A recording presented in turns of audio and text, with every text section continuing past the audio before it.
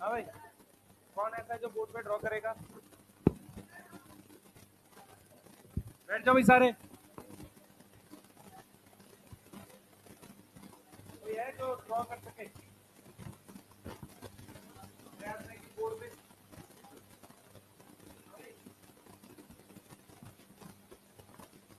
तू बता, तू कैसे पूछ रहा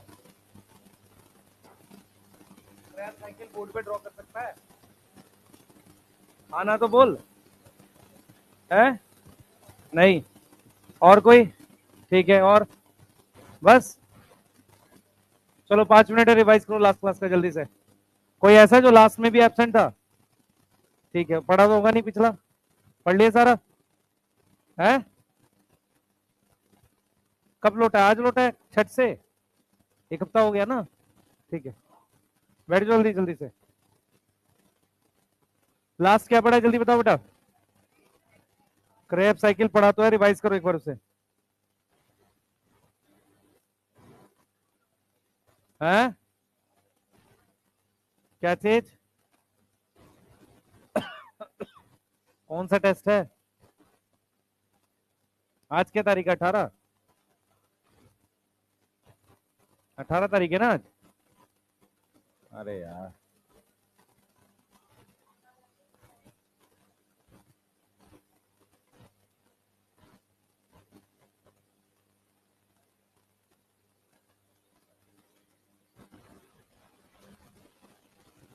हाँ बोलो, क्या कह रहे हो?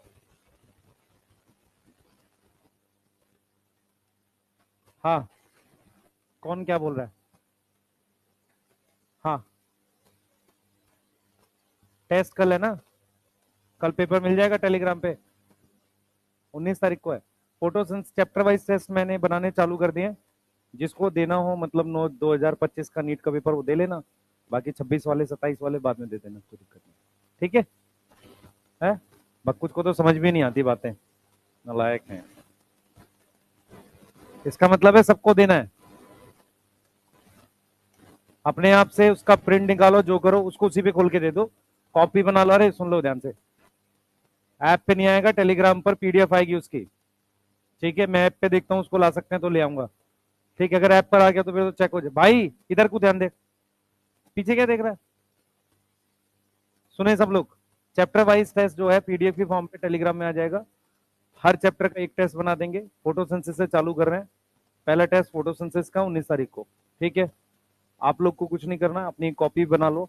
उसमें 1 का A 2 का भी प्रॉपर देख लो, आंसर की से मैच कर लो। ठीक है, डाउट आप क्लास में पूछ सकते हो अलग से।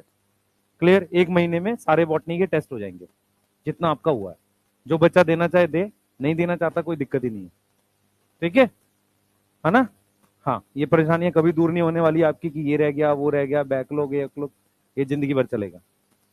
ठीक है, सही बात है ना? हाँ, ये तो तुम्हारे को पता ही है। छठ में भी टाइम खराब किया पूरा पूरा सबने। अरे कुछ नहीं किया, चुप रहो। हाँ हाँ भाई, जल्दी जल्दी देखो, चेक करो जरा, क्या कुछ समझ में आ रहा है यहाँ पे? क्या नहीं समझ में आ रहा?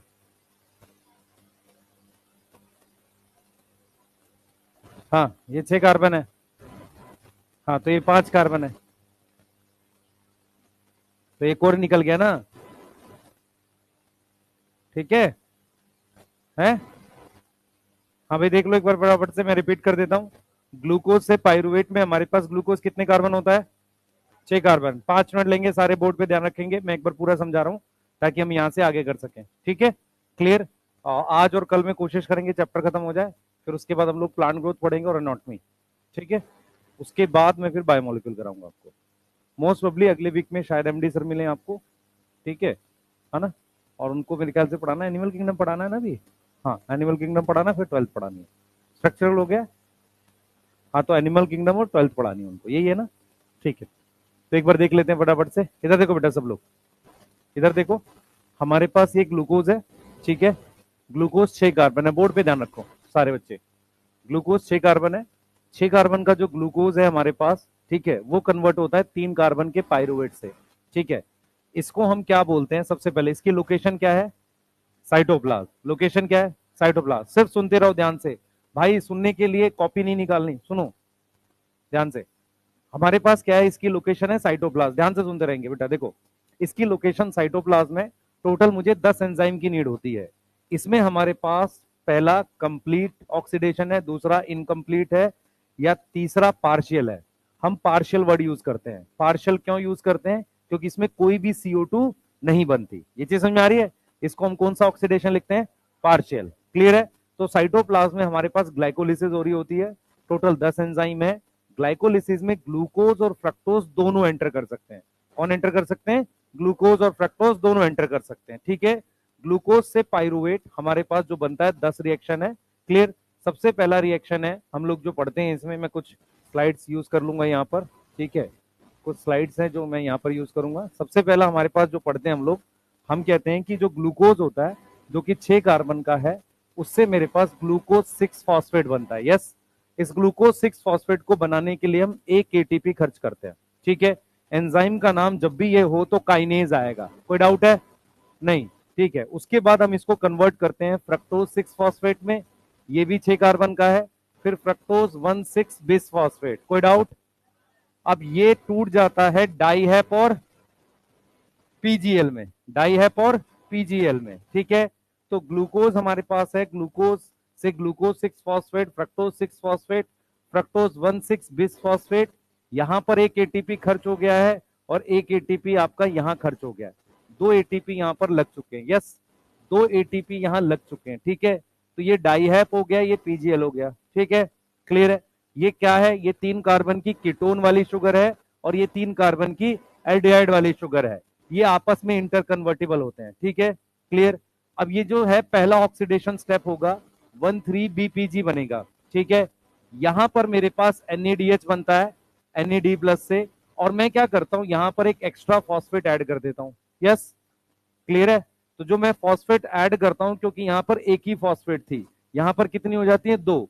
1,3 बिस फॉस्फोग्लिसरिक एसिड। अब यहां पर सुनेंगे ध्यान से बच्चे, यहां से पहले सारी शुगर थी, यहां से शुगर खत्म हो गया। वर्ड शुगर का मतलब हमारे पास या तो एल्डिहाइड होता है या कीटोन होता है, साथ में एक से ज्यादा OH ग्रुप।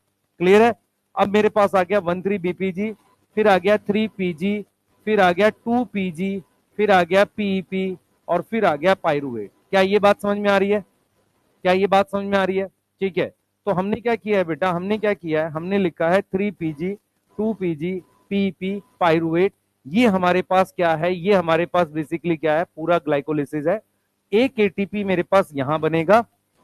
यस, और 1 ATP लास्ट में बनेगा। क्लियर है? अच्छा, अब यहां पर सुनेंगे सारे लोग बेटा। सबसे पहले यहां पर जो बनता है, यहां से ये NADH2 है। क्लियर है? तो हमारे पास ग्लाइकोलिसिस में 2 NADH बन रहा है, और नेट ATP ही बोलते हैं। मैं फिर रिपीट कर रहा हूं, बहुत सारे को लगता है कि 4 बना उसमें से 2 ले रहे हैं। नहीं, आपने अपने दिमाग में 2 ही लेना है, क्योंकि आपसे कोई स्टेप्स के ATP नहीं पूछ रहा, पूरे प्रोसेस के पूछता है हमेशा। अगर आपसे पूछा जाए ग्लाइकोलिसिस में कितने ATP बने, हमेशा 2 ही बात करनी है। ठीक है? अंटिल वो आपसे, देखो अगर वो ग्लाइकोलिसिस के पूछे तो भी आपने 2 लेने हैं। ठीक है? उसके अलावा ये पूछे आपके पास एनारोबिक ग्लाइकोलिसिस, तो भी आपने क्या लेने हैं? 2 लेने हैं, जब तक वो आपसे ये ना लिखे कि एरोबिक ग्लाइकोलिसिस। एरोबिक ग्लाइकोलिसिस का मतलब ये हो गया, वो चाह रहा है आपसे कि आप NADH के ATP भी काउंट करो। जो ये NADH बना है ना, इसके ATP भी काउंट करो। एक NADH 3 ATP बनाता है, तो एक NADH से 3 ATP, तो टोटल 6 ATP हो गए। ये चीज समझ में आ रही है? टोटल कितने ATP हो गए? 6। तो 6 ATP ये और 2, 8 ATP हो गए। क्लियर है? फिर मैं रिपीट कर रहा हूं, ग्लूकोज से glucose 6 phosphate, fructose 6 phosphate, fructose 1,6 bis phosphate. ठीक है? क्लियर है? उसके बाद डाई है PGL। अब आपके पास कौन कौन से स्टेप है जहां ATP बनता है? 7वां और 10वां। 7वां और 10वां जहां ATP बनता है। NADH छठे स्टेप में बन रहा है। यस, NADH कहां बन रहा है? छठे स्टेप में बन रहा है। पहला एंजाइम याद रखना है हेक्सोकाइनेज, और जरूरी एंजाइम है pyruvate kinase, last enzyme. Pyruvate जो बना है वो कहां बना है? साइटोप्लाज्म में। कहां बना है? साइटोप्लाज्म में। इस प्रोसेस में टोटल एंजाइम कितने हैं? 10। सारे के सारे कहां हैं? साइटोप्लाज्म में। क्लियर है? पाइरुवेट जो बनेगा वो कहां जाएगा? माइटोकॉन्ड्रिया के अंदर। जब माइटोकॉन्ड्रिया के अंदर जाएगा तो उसमें दो स्टेप होंगे, एक लिंक रिएक्शन और एक क्रैब साइकिल। क्लियर है? तो अब हम लोग आ गए यहाँ पे, हम लोग यहाँ पे आ गए इस वाले स्टेप पे। तो हमने क्या किया है, ग्लूकोज से पाइरुवेट बना लिया है, ठीक है, दो एटीपी बनाए हैं। जब एटीपी डायरेक्ट बने किसी प्रोसेस में, उसको हम नाम देते हैं सबस्ट्रेट लेवल फॉस्फोराइलेशन। यहां तक कोई डाउट नहीं? तो हमारे पास जो एटीपी डायरेक्ट बनता है उसको हम नाम देते हैं सबस्ट्रेट लेवल फॉस्फोराइलेशन। क्या नाम देते हैं? Substrate level phosphorylation. क्लियर है? अब यहां पर मेरे पास एसएलपी बना है, ठीक है। उसके बाद हम लोग बात करते हैं कि ये जो मेरे पास दो एनएडीएच बना है यहां पर, इसको अंदर ले जाएंगे एटीपी बनाने के लिए। अब जरा आ जाओ, हमारे पास क्या हुआ था, जो पाइरुवेट बना था वो यहां से अब यहां आ जाता है, ठीक है। ग्लूकोज से हमारे पास दो पाइरुवेट बने। अब ये हर पाइरुवेट अलग अलग काम करता है, उसको दूसरे पाइरुवेट से लेना देना नहीं है। इस बात का ये भी मतलब है कि पाइरुवेट कहीं और से भी आ सकता है। दूसरा, हम ये भी कहना चाह रहे हैं कि हम यहां से एक सिंगल पाइरुवेट को देखते हैं, उसके बाद ध्यान सुनेंगे, एक सिंगल पाइरुवेट को देखते हैं, उसके बाद जो भी कैलकुलेशन आती है उसको डबल कर देते हैं। एक पाइरुवेट का दूसरे पाइरुवेट से कुछ लेना देना नहीं है। जैसे कि हम यहां पर क्या करेंगे, ये पाइरुवेट 3 कार्बन का है, यहां पर CO2 निकाल दिया, ठीक है। CO2 निकालने को कहते हैं डी कार्बोक्सिलेशन, सही है। CO2 निकालने को कहते हैं डी कार्बोक्सिलेशन। उसके साथ हमने NAD+ से NADH बनाया है। जब हम NAD+ से NADH बनाते हैं तो ये तो रिडक्शन है, पर इस एरो पर ऑक्सीडेशन हो रही होगी। ये जो एरो है बेटा, इस पर क्या हो रही होगी? ऑक्सीडेशन। यहां तक समझ में आ रही है? इस वाली एरो पर क्या हो रही होगी? ऑक्सीडेशन। तो पाइरुवेट से, ध्यान सुनेंगे, पाइरुवेट से एसिटाइल कोए कैसे बनता है, सुन लो ध्यान से। पहले CO2 निकल जाता है, दूसरा जो कंपाउंड आता है उसकी ऑक्सीडेशन होती है। एक्स्ट्रा एनर्जी थी, हमने टेम्पररी कोएंजाइम ए यहां जोड़ दिया, इसीलिए कंपाउंड का नाम एसिटाइल कोएंजाइम है। फिर रिपीट करूंगा, पाइरुवेट जो होता है बेटा हमारे पास, पाइरुवेट जो होगा हमारे पास, ध्यान देंगे, पाइरुवेट हमारे पास जो होगा,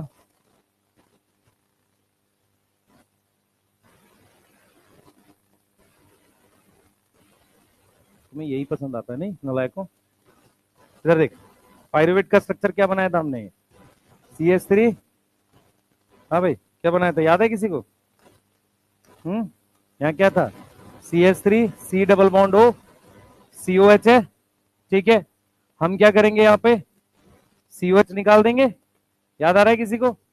बोलो। ठीक है, ये COH निकाल देंगे। अब ये बच गया, इस कार्बन की जब क्या करेंगे ऑक्सीडेशन, तो ये किस में कन्वर्ट हो जाएगा? COH में।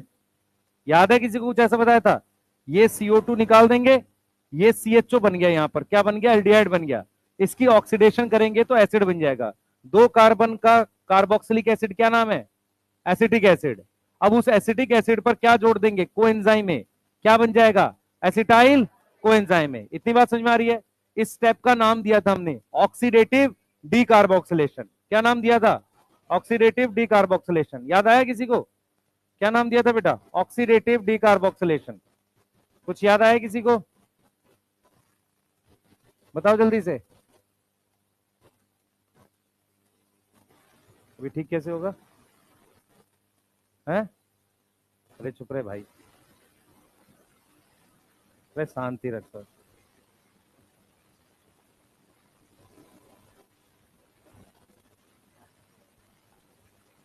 अभी रुको, रुक जाओ भाई। हाँ ठीक है, सही है। इधर देखो बेटा, हाँ कह रहे इधर देख लो ध्यान से, छोड़ो। ये समझ में आ रहा है? इसके लिए हमने क्या वर्ड यूज किया? Oxidative decarboxylation. किसकी ऑक्सीडेशन हो रही है? इसकी। साथ में CO2 निकल रहा है। ये कितने कार्बन है?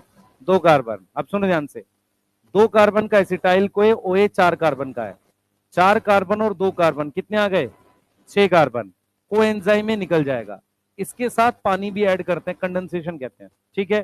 पहले एंजाइम का नाम याद करो, सिट्रेट सिंथेज। क्या नाम है? Citrate synthase. यहां तक कोई डाउट है किसी को? अब ये सिट्रिक एसिड है, सिट्रिक एसिड का आइसोमर बना रहे हैं 6 कार्बन का, आइसोसिट्रेट। यस, आइसोसिट्रेट से हमने क्या किया? ऑक्सीडेशन। यहां पर क्या की है? ऑक्सीडेशन की है। और यहां पर हमने क्या की है? डीकार्बोक्सिलेशन की है। इस वाले स्टेप में आइसोसिट्रेट से ऑक्सैलोसक्सिनेट 6 कार्बन यहां करिए ऑक्सीडेशन। मतलब देख बेटा, NAD+ से NADH रिडक्शन है, तो इस वाले एरो पे क्या हो रही होगी, ऑक्सीडेशन। दूसरा, मेरे पास CO2 निकल गया, डी कार्बोक्सिलेशन। तो ऑक्जेलोसक्सिनेट से हमने डी कार्बोक्सिलेशन करके ये किया। तो पहला स्टेप ये था, ये फर्स्ट स्टेप था, ये हो गया सेकंड स्टेप, और इन दोनों को मिलाकर हम थर्ड स्टेप काउंट करते, ये भी ऑक्सीडेटिव डी कार्बोक्सिलेशन है। अब हम एक ऑक्सीडेटिव डी कार्बोक्सिलेशन और करेंगे अल्फा कीटोग्लूट्रेट का, यहां पर भी CO2 निकल जाएगा, और जो कंपाउंड आएगा उसकी ऑक्सीडेशन कर रहे हैं इसलिए NADH बना है, ये रिडक्शन हो रही है। तो अल्फा कीटोग्लूट्रेट से क्या बन गया, सक्सिनाइल कोए। यहां तक कोई डाउट है किसी को? तो क्या निकल गया, CO2, और क्या बन गया, NADH। मैंने फिर बोला है, ऑक्सीडेशन बहुत सारी एनर्जी बनाता है, यदि एक्स्ट्रा अमाउंट ऑफ एनर्जी है तो हमने टेम्पररी कोएंजाइम में जोड़ लिया।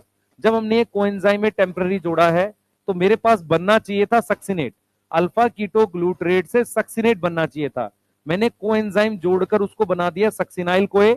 अगले स्टेप में मैंने कोएंजाइम में बाहर निकाल लिया, अगले स्टेप में क्या बाहर निकाल लिया, कोएंजाइम में बाहर निकाल लिया, और मेरे पास क्या बन गया फिर प्रॉपरली, सक्सिनेट बन गया। और उसके साथ मेरे पास क्या बना है, GTP, जिसको हम कन्वर्ट कर देते हैं ATP में।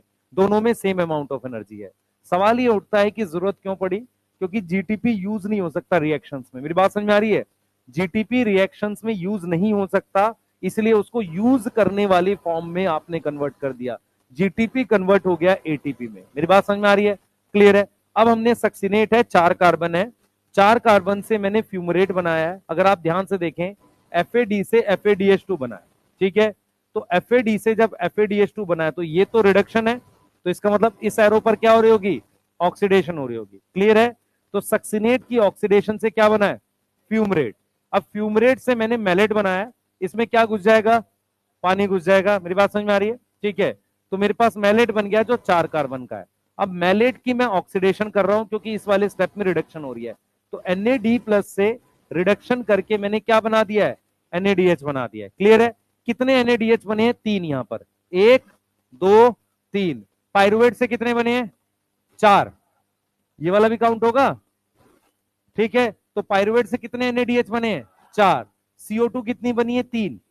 पायरुवेट 3 कार्बन है ना, 3 CO2 बनाएगा। अच्छा, अगर एक ग्लूकोज से काउंट करें, ध्यान सुनेंगे, एक ग्लूकोज से NADH काउंट करें माइटोकॉन्ड्रिया में, तो कैसे करेंगे, 8 हो गए, बोलो। अगर मैं आपसे पूछूं, ध्यान से पहले क्वेश्चन सुनो ध्यान से, मैं अगर एक ग्लूकोज से टोटल NADH बोलूं तो 2 ये हो गए और 8 यहां पर हो गए, 10 हो गए। 8 कैसे हो गए बताता हूं, एक पायरुवेट से एक हीरा, क्रैब साइकिल में 3, 3 और 1 4, और एक ग्लूकोज से 2 पायरुवेट बनेंगे, तो 8 हो गए, बोलो। ठीक है, 2 ये काउंट कर दूंगा, 10 हो गए। अगर मैं आपसे पूछूं एक ग्लूकोज से टोटल NADH कितने बनते हैं, 10। लेकिन इस क्वेश्चन को मैं दूसरी तरह से पूछूं, एक ग्लूकोज से माइटोकॉन्ड्रिया में कितने NADH बनते हैं, 8। फिर ये वाला काउंट नहीं करेंगे। समझ में आ रहा है? एक पायरुवेट से NADH कितने बनेंगे, 4, एक पायरुवेट से 4। क्लियर है? एक पायरुवेट से 4, एक एसिटाइल कोए से 3। क्लियर? ध्यान रखना है पूछा क्या जा रहा है, आप कहीं से भी काउंट कर सकते हो। क्लियर है?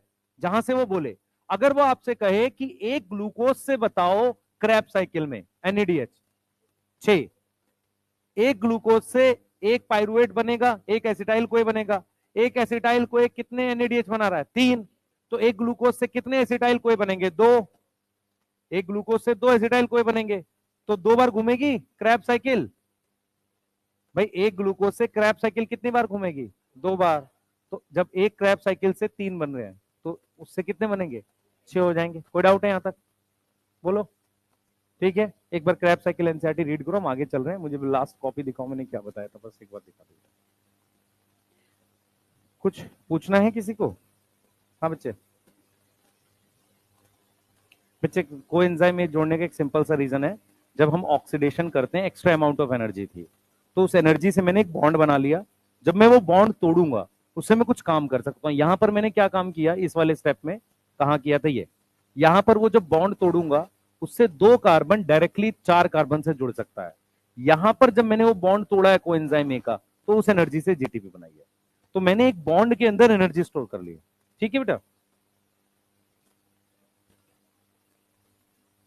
किसमें, अभी करेंगे ना, ऑक्सीजन लास्ट स्टेप में आती है। हाँ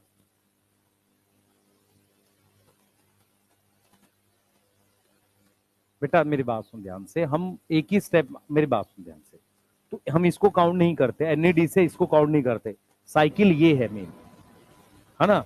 अब ये तो होता ही है, हमेशा हर जगह ही होता है, जब तक एक की रिडक्शन नहीं होगी दूसरे की ऑक्सीडेशन हो ही नहीं सकती। रिएक्शन तो अल्टीमेटली रिडॉक्स ही चलता है, चाहे दो स्टेप में करा ले, है ना। तो हम किसको, क्योंकि साइकिल ये है ना, ये तो नहीं है, तो हम क्या कहेंगे, सिर्फ ऑक्सीडेशन काउंट करेंगे। हाँ, इसको हम कहेंगे अल्फा कीटो ग्लूट्रेट की क्या हो रही है, ऑक्सीडेशन और डीकार्बोक्सिलेशन दोनों हो रही है। रिडक्शन काउंट, रिडक्शन तो Na++ की हो रही है ना, वो साइकिल का हिस्सा थोड़ी है। ये बात समझ में आ रही है, बिना रिडक्शन के ऑक्सीडेशन कैसे हो जाएगी। ले बेटा चलें आगे, चलें, पढ़ लो यार एक बार एनसीईआरटी पढ़ लो, बैठे बैठे नींद आ रही है, कुछ बच्चों की पिटाई कर दूंगा मैं। और सीरियस हो जाओ, एग्जाम आने वाला है, अब कुछ ही दिन रह गए। हाँ, मई अभी आ जाएगा, 1 महीने में दिखने लगेगा आपको मई। रेस्पिरेशन जो प्रोसेस है ना, रेस्पिरेशन प्रोसेस, ऑक्सीडेशन पढ़ाया जाता है, और होता ही ऑक्सीडेशन है, क्योंकि डायरेक्शन ऑक्सीडेशन की बनती है, ठीक है। पर अगर कोई ऑक्सीडेशन होगा तो किसी की तो रिडक्शन होगी। पर प्रोसेस में जिस चीज को हम लेके बात करते हैं ग्लूकोज की, तो ग्लूकोज की क्या हो रही है, ऑक्सीडेशन हो रही है, तो हम उस चीज को लेके बात करते हैं, ठीक है। और पूछो कोई, पढ़ लो यार क्रैब साइकिल एक बार रीड कर लो।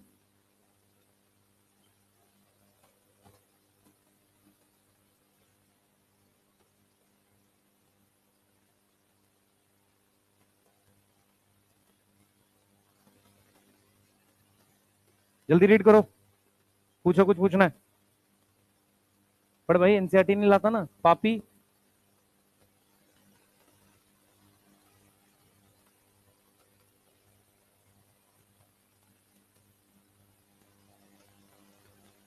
जल्दी करो।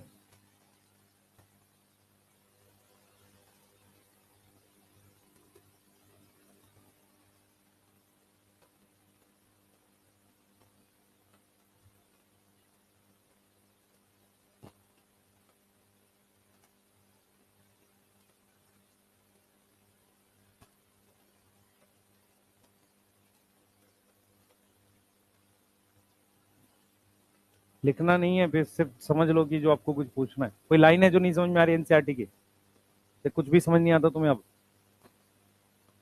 है। कंडेंसेशन का क्या मतलब होता है, हिंदी मतलब बता।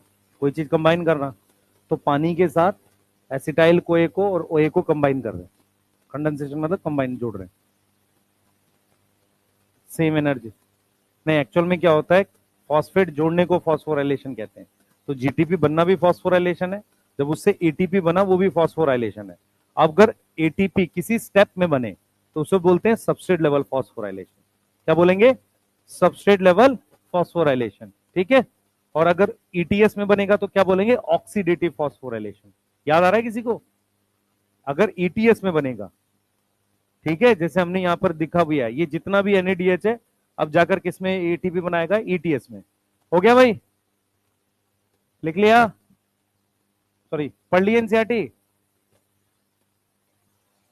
टेस्ट कब है, इस वीक या अगले वीक, इसी वीक है ना, रेस्पिरेशन आ रहा है पूरा, ठीक है। अच्छा, रेस्पिरेशन का डोपा प्राइम मैं दे देता हूँ आपको, मैंने एक ग्रुप में डाल दिया, आपको मैं भी आज डाल दूंगा, बनाना चालू कर लो, जिसको जितना बन जाए। मोस्ट प्रोबेबली आप कल या परसों से उसको पूरा सॉल्व कर सकते हो, उसका वीडियो सोल्यूशन में दे दूंगा। डाल दिया वो ग्रुप में, ठीक, कोई दिक्कत नहीं, आपके वाले में नहीं डाला होगा तो मैं डाल देता हूँ उसको, ठीक है। हाँ, हाँ बेटा, लाइन पढ़, लाइन क्या है।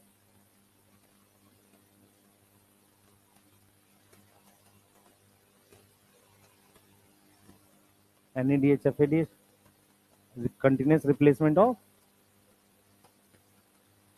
हाँ मतलब ये बोल रहा है कि अगर मुझे एसिटाइल कोए को ऑक्सीडाइज करना है तो मुझे ये लगातार चाहिए, ये भी, तो ये लगातार तभी बनेगा जब यहां से मैं रीजनरेशन कर रहा हूं।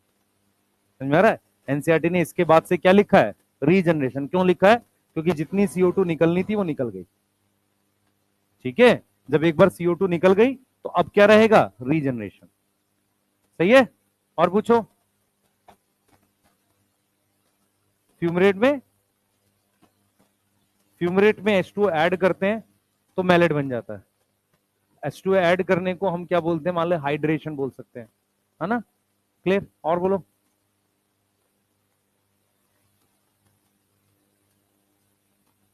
ये नहीं आएगा एनारोबिक, माइटोकॉन्ड्रिया नहीं है बच्चे। ऑक्सीडेशन जो एरोबिक होगा उसमें अभी ईटीएस में करेंगे ऑक्सीजन का यूज, एरोबिक माइटोकॉन्ड्रिया में होता ना, यहाँ यूज करेंगे। ठीक है, चलो जल्दी से इंपॉर्टेंट पॉइंट्स लिखो क्रैब साइकिल के, चालू हो जाओ, चलो हेडिंग डालो, important point Krebs cycle.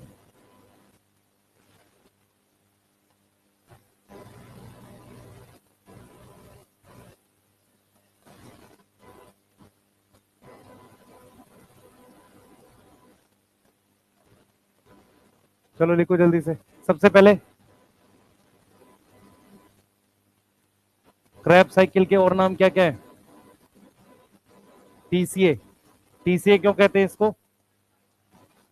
First TCA में क्यों बोलते हैं? फर्स्ट प्रोडक्ट के कितने कार्बन है? 3 कार्बन है फर्स्ट प्रोडक्ट में, 3 सीओएच ग्रुप है, यस है ना। उसके अलावा इसका एक और नाम क्या है? Citric acid cycle, yes.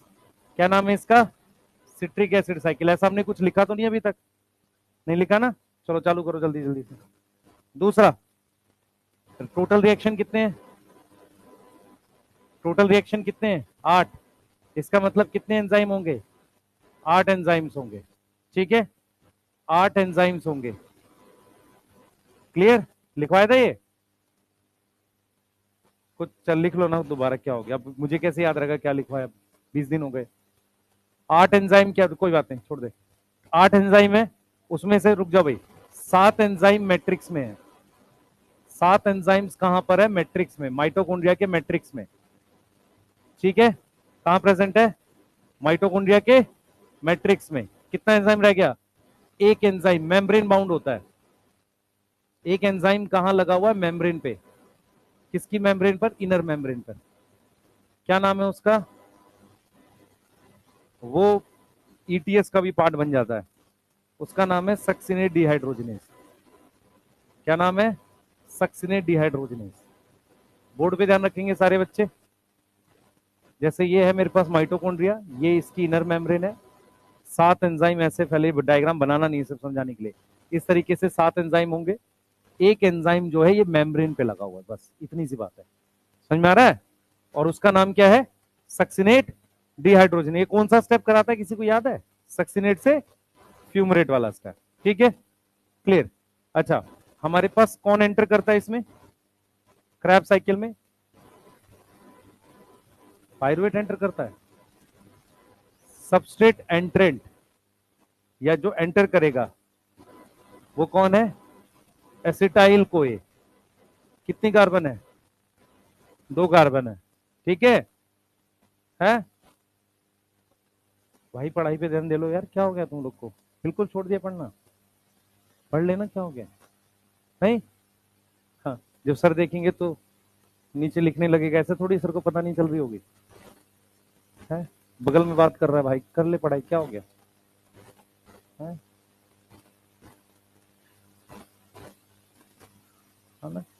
Next है, देख बेटा, सबस्ट्रेट जो है एसिटाइल को है, कितने स्टेप ऑक्सीडेटिव डीकार्बोक्सिलेशन के?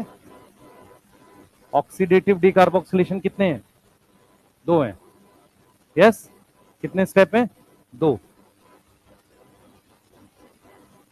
ठीक है। कितने स्टेप है हमारे पास? 2, ठीक। अब क्या क्या प्रोडक्ट बन रहा है देख लो जरा। प्रोडक्ट में हमारे पास क्या क्या बन रहा है? हाँ, 3 NADH, और क्या बन रहा है? 1 FADH2, 1 GTP, और 2 CO2। यस, यही है हमारे पास, बोलो, ठीक है। ये टोटल कितने एटीपी देंगे? मैं लिख देता हूं यहां पर, ये देगा 9 एटीपी, है ना। और ये कितने एटीपी देगा? 2 एटीपी। और ये कहां बनेंगे? ये बनेंगे ईटीएस में। कहां बनेंगे? ईटीएस में। उसे हम क्या नाम देते हैं? Oxidative deoxidative phosphorylation. क्या नाम देते हैं ईटीएस वाले को? Oxidative phosphorylation. यहां तक कोई डाउट है? अब हमारे पास जो ये जीटीपी है, ये कैसा है? डायरेक्ट। ये कैसा है? डायरेक्ट जीटीपी, यस, क्लियर है। ये डायरेक्ट जीटीपी और एटीपी है, क्लियर, बोलो, ठीक है, डायरेक्ट जीटीपी और एटीपी है। इसको हम क्या बोलते हैं? Substrate level phosphorylation. यस, ये बात समझ में आ रही है? जो डायरेक्ट बनेगा उसको क्या बोलेंगे? Substrate level phosphorylation. यस। हाँ, एटीपी और जीटीपी एक ही बात है बेटा, बनता जीटीपी है पर फाइनली एटीपी कन्वर्ट होता है, क्योंकि आप यूज यही कर पाओगे।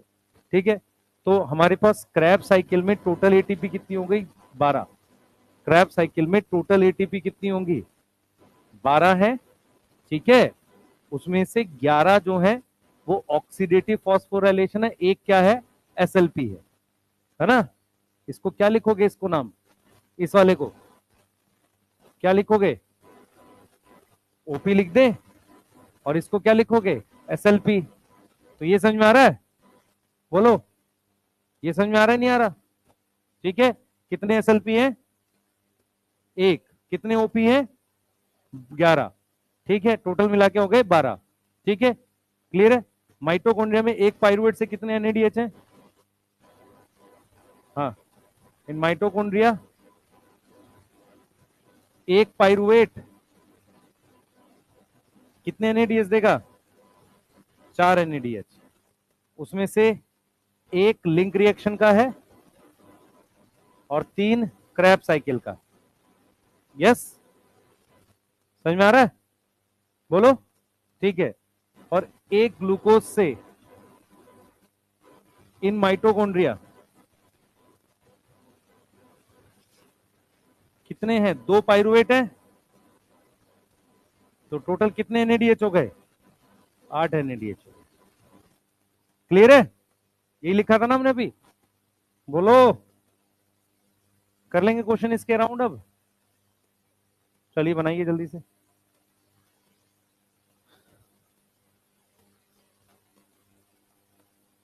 जल्दी करो बेटा, फास्ट।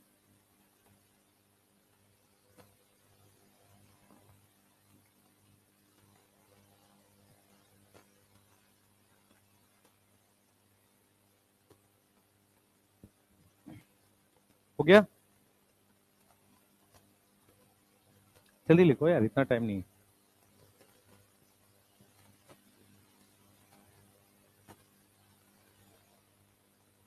किसी के पास वो सिलेबस सिलेबस दिया था आपको, प्रिंटेड वो है कि बेकार हो गया वो? है किसी के पास? दिखाना, मैं पढ़ाओ। हाँ, ये कुछ दिया था ना, कब कब क्या खत्म हो रहा है। हेलो एलकेर मैं थोड़ी पढ़ाता हूँ भाई। हाँ, कोई बात। मैं क्या पढ़ाता हूँ? Photosynthesis, respiration, plant good development and not me. अच्छा, बायोमोलिक्यूल तो आपका हुआ ही नहीं अभी।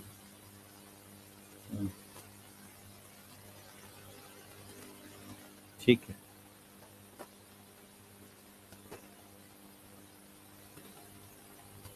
respiration and development and not me.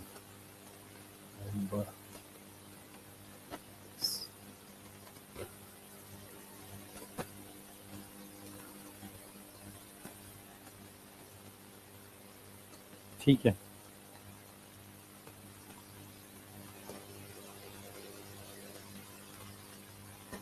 लो बेटा, रखो। लिख लिया? ठीक है, जल्दी करो, जल्दी जल्दी, फास्ट। कितना ही टाइम है? अमित जी लिख लिया आपने? लिख लिया? ठीक है, चलो आगे पढ़ रहे हैं।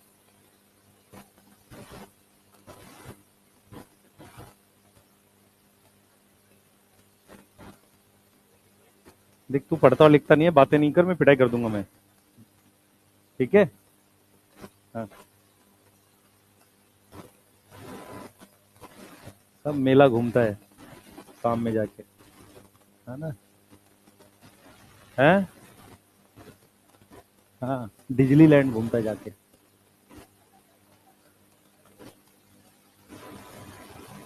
हाँ। चलो, आप हो गया? कोई लिख रहा है? लिख लेना। चलिए आगे चलते हैं। अब देखो एक बार एटीपी की बैलेंस शीट बना देते हैं आपके लिए। हेडिंग डालो, एटीपी की बैलेंस शीट बना रहे हैं, फिर उसके बाद ईटीएस पढ़ रहे हैं।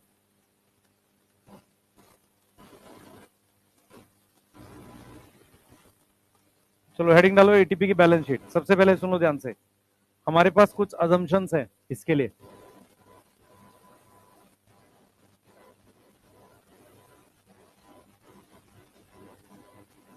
कुछ अजम्पशंस हैं। अजम्पशंस का क्या मतलब होता है मैं बताता हूं, इसको समझाऊंगा अभी। पहले अजम्पशंस लिख लो।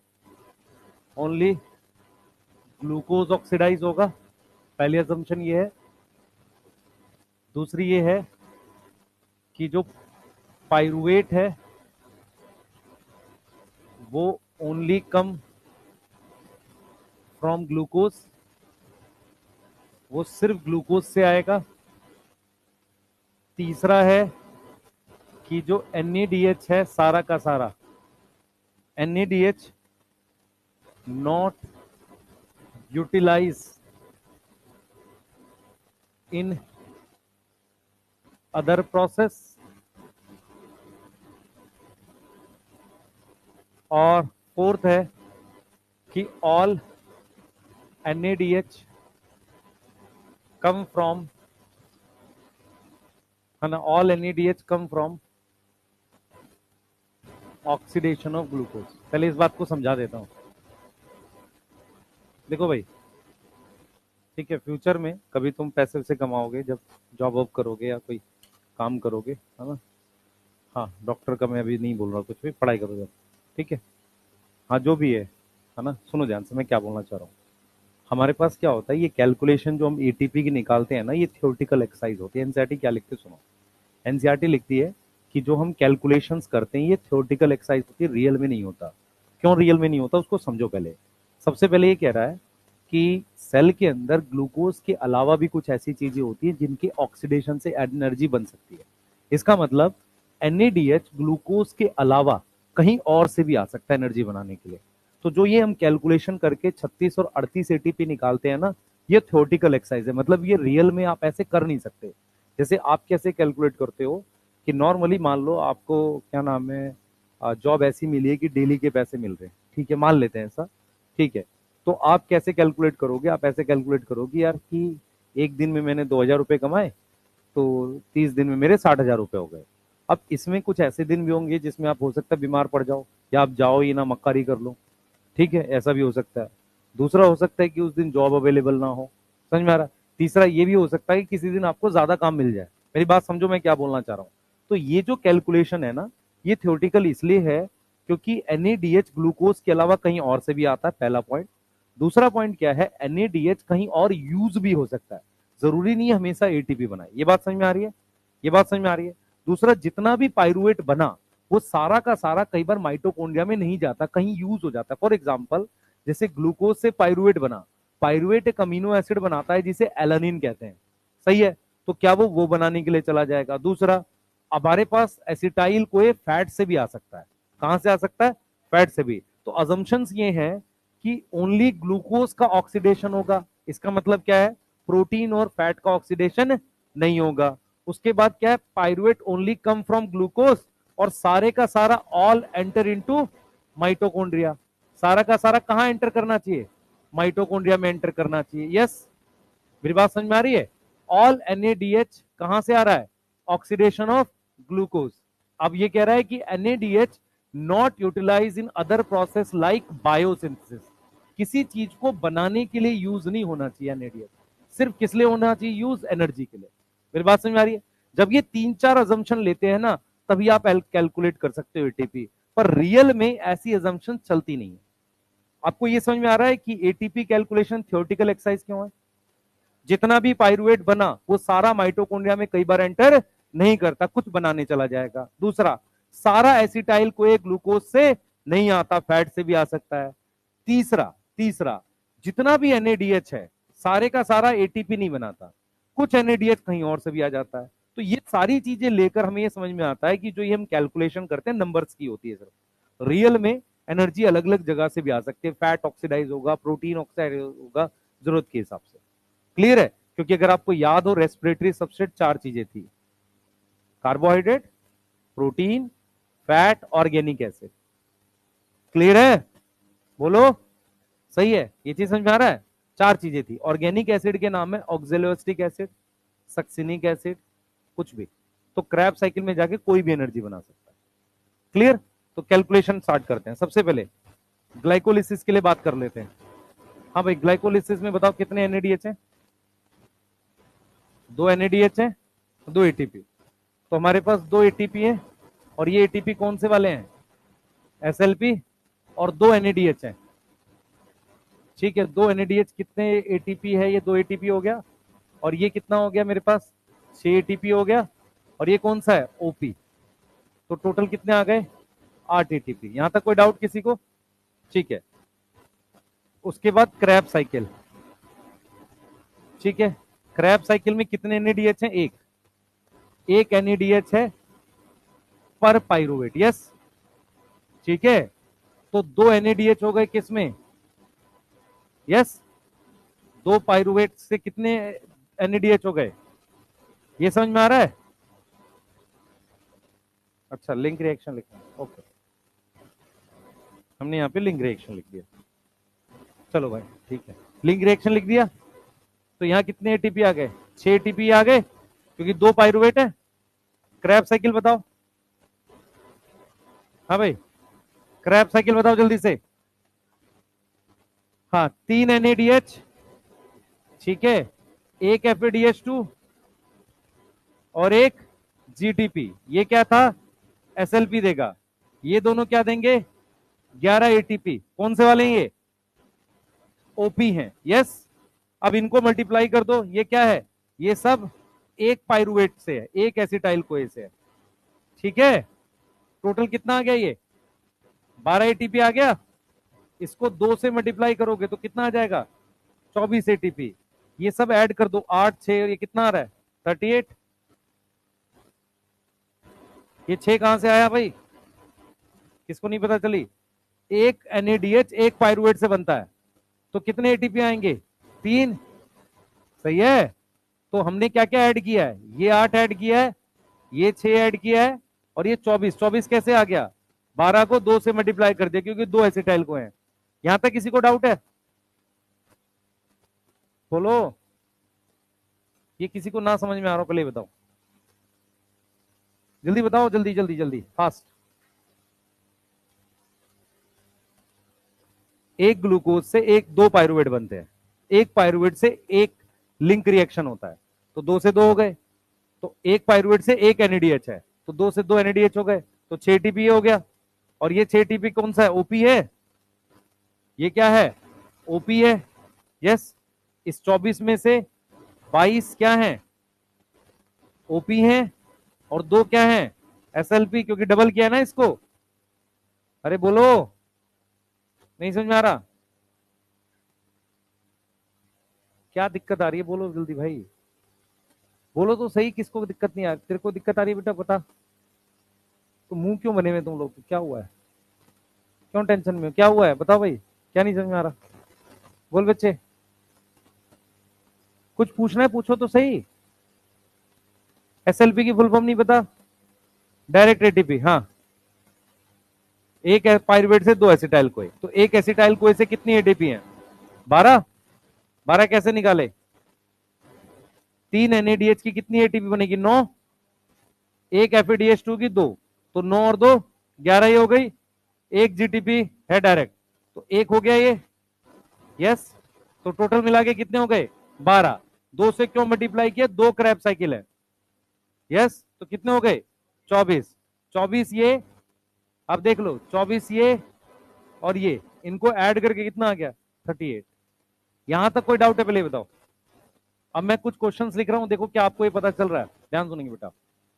मेरे पास क्रैब साइकिल में एसएलपी कितने हैं? एक। सही है। क्रैब साइकिल में ओपी कितने हैं? 11। बोलो, ये सब क्वेश्चंस आते हैं IYSLP वाला। उसके अलावा ध्यान सुनेंगे बेटा, एक ग्लूकोज से लिंक रिएक्शन कितने होंगे? 2। यस, बोलो, समझ में आ रहा है? ठीक है, अब जरा सुनना ध्यान से। एक ग्लूकोज से मेरे पास ध्यान सुनेंगे, मेरे पास कितनी क्रैब साइकिल है? 2 क्रैब साइकिल है, तो 12 इंटू 2 कितने एटीपी हो गए? 24 एटीपी हो गए। अरे समझ में आ रहा है? ये वो पॉइंट से जहां से क्वेश्चन बना लो। ठीक है, ये एनसीईआरटी नहीं लिखती है, लेकिन क्वेश्चन तो ऐसे ही बनाएगा वो। एक ग्लूकोज से कितने क्रैब साइकिल है? 2 क्रैब साइकिल है। अगर 2 क्रैब साइकिल है तो कितने वो बन गए?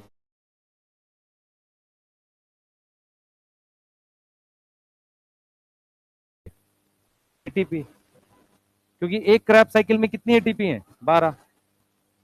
क्लियर है? बोलो बेटा, समझ में आ रहा है? टोटली कितनी हो गई? अब ये पॉइंट्स क्लियर है तो बताओ, फिर आगे चलें। पूछो कुछ। एनएडीएच कितने बनेंगे एक ग्लूकोज से टोटल? 10 बनेंगे। एक ग्लूकोज से टोटल एनएडीएच पूछ रहा हूं मैं, 10 बनेंगे। लिख देता हूं, एक ग्लूकोज से टोटल एनएडीएच 10। 10 कैसे आ गए? लिख देते हैं, दो ग्लाइकोलिसिस से, 2 ग्लाइकोलिसिस, ठीक है, 2 एनएडीएच, रुक जा बेटा, 2 लिंक रिएक्शन से लिख रहे हैं ना, 2 बार लिंक रिएक्शन है, ठीक है, और 8 एनएडीएच, 2 क्रैब साइकिल, 6 होंगे, 6 एनएडीएच 2 क्रैब साइकिल से। यस, अरे बोलो, किसको नहीं समझ में आ रही ये वाली बात? ये वाला किसको नहीं समझ में आ गया? 10 को 3 से मल्टीप्लाई करो, कितना हो जाएगा? 30। 2 एफएडीएच2 बनेंगे, 2 बार क्रैब साइकिल घूमेगी तो कितना हो गया? 34 हो गया। अब बच गए 4 एटीपी। कहां से आएंगे? 2 आ जाएंगे ग्लाइकोलिसिस से डायरेक्ट, और 2 आ जाएंगे एसएलपी से। अरे सुनो, इधर लिखना छोड़ दो, कई तरफ देखो, ध्यान से देखो। अरे रुक जाओ, सुन लो 2 मिनट। ग्लाइकोलिसिस से 2 एनएडीएच है, लिंक रिएक्शन में 1 है पर 2 बार जाएगा, 2 और 2 4 हो गए, ठीक है। क्रैब साइकिल में 3 एनएडीएच बनते हैं, 2 से मल्टीप्लाई करोगे 6, 6 और 4 10, 10 एनएडीएच के कितने एटीपी हो गए? 30 एटीपी हटा दें, ठीक है। एक क्रैब साइकिल में एफएडीएच2 कितना बनता है? 1, 2 बार घूमी है एक ग्लूकोज से, 2 एफएडीएच2 के कितने एटीपी हो गए? 4, 34 हो गए, ठीक है। 34 एटीपी हो गए ना टोटल। ये 34 एटीपी ओपी है। ओपी मतलब ऑक्सीडेटिव फॉस्फोराइलेशन। ये समझ में आ रहा है? बोलो, ठीक है। अब बच गए 4। ग्लाइकोलिसिस में 2 डायरेक्ट बनते हैं, तो 34 और 2 36। क्रैब साइकिल में 1 एसएलपी है, एक में 2 बार घूमी है, 2 और हो गए, कितने हो गए? समझ में आ रहा है टोटल? बोलो, अगर मैं आपसे पूछूं एक ग्लूकोज से एफएडीएच2 कितने बनते हैं? 2। एफएडीएच2 कितने बनेंगे? 2, क्योंकि क्रैब साइकिल 2 बार घूमेगी, ठीक है। बोलो, कर लोगे क्वेश्चंस? बोलो, ठीक है, करो जल्दी से, जल्दी लिखो, जल्दी पूछो, जल्दी कुछ पूछना है? क्या नहीं आया बता, बोल बोल, कोई बात नहीं, बोल। और कोई कुछ पूछना चाह रहा है? अरे पूछ लिया करो यार, मैं डांट थोड़ी रहा हूँ इस बात पे, पूछ लो।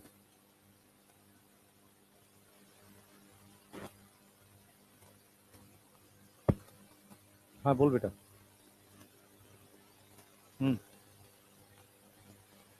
एक ग्लूकोज से 2 पाइरुवेट बन रहे हैं, हाँ। आगे, हाँ, यस, एक पाइरुवेट से एक ही काउंट करो, हाँ। तुझे पाइरुवेट रिलेट करना है।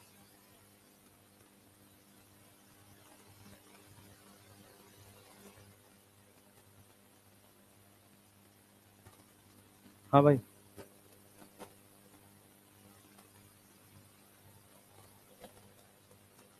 ठीक है, वो तो वहीं प्रेजेंट होता है, पहले से प्रेजेंट होगा और बन भी रहा है, साइकिल में पहले से प्रेजेंट है मैट्रिक्स में बेटा, पहले से प्रेजेंट है। ठीक है, और पूछो भाई, मेरे से पूछ।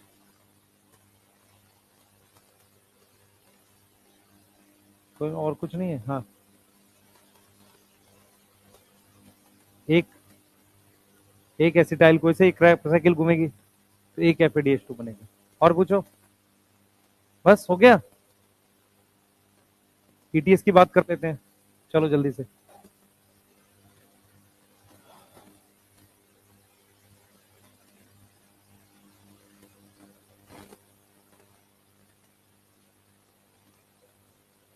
एनएडीएच, एनएडी प्लस एनएडीएच ये सब मैट्रिक्स में होते हैं पहले से, थोड़ा बहुत तो सब चीज होती है। असल में क्या है कि कोई चीज तेरे को जब चाहिए रेगुलर, जब वो रीजनरेट ना हो रही हो। मान ले मैं तेरे से कह रहा हूँ कि भाई घर में जो है हमारे पास सामान बर्तन तो है ही ना, हम प्रोसेस पढ़ा रहे हैं खाना कैसे बनता है, बर्तन तो पहले से है ही ना। मान लो एक बर्तन भी खा जाते तो हमें बताना पड़ता ना कहाँ से आएंगे नए। समझ में क्या बोलो, एनएडी प्लस कहीं खत्म तो नहीं हो रहा है ना भाई, एनएडी प्लस से एनएडीएच बन रहा है, फिर एनएडीएच वापसी एनएडी में कन्वर्ट हो रहा है। तो ये चीजें पहले से होती हैं, हम उसकी साइकिल देख रहे हैं बस। समझ में आ रहा है मैं क्या बोलना चाह रहा हूँ? और पूछो, कोई कुछ पूछ रहा है भाई, पूछो।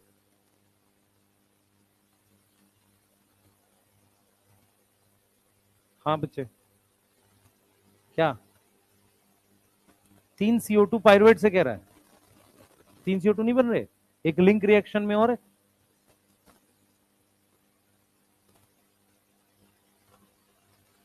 चलेंगे आगे, चले, चलिए। कृपया करके नोट करिए करिए बेटा, थोड़ा तेज तेज लिखिए आप।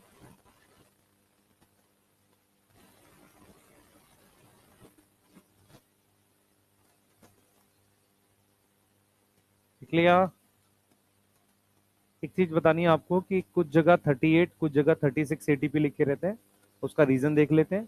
ठीक है, क्लियर है ना? उसका रीजन क्या है मैं बता देता हूं आपको। है 2.5, क्या मल्टीप्लाई करो, देखो मेरी बात सुनो ध्यान से। हमारे पास क्या है बेटा, हेडिंग डालो फटाफट से, 36 या 38 एटीपी।